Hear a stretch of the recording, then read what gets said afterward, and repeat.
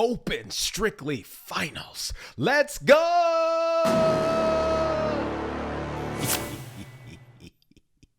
Jamin here. Make sure you subscribe so you don't miss any of my bold predictions of how the universe will come to an end. Or if you just want to hear my expert analysis on the latest swing dance competitions, hit the like and subscribe button below. Now today I'm going to be taking a look at an Open Strictly competition at ILHC 2022. I'm really looking forward to catching a glimpse of the best creative moments in addition to those moments of maturity one would only see at the all-star level and beyond. I think it's really important to recognize creative ideas at every level of a dancer's journey, but it's also important to recognize those dancers who can demonstrate moments of disciplined wisdom beyond their years. But before we jump in, I want to give a big shout out to all the Patreon supporters and the Street Smart Swing members who are supporting this channel. If you want to get access to my entire body of work along with my personal feedback on your dancing,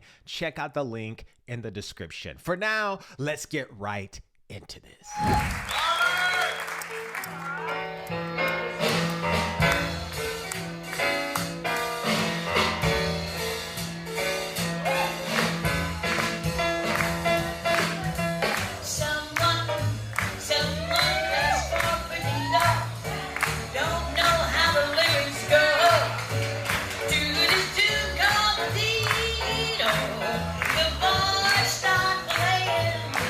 Kept coming and swinging.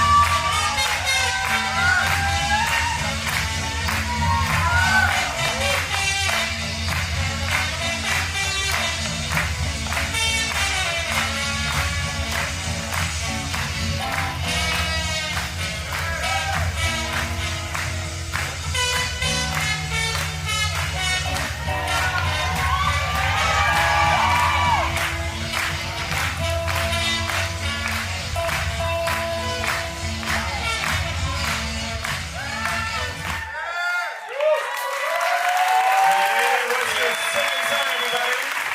You're gonna go straight into the next one. And after you have your spotlight, you have an all skate after a really long drum roll. So you have your time to go into that all skate. Here we go.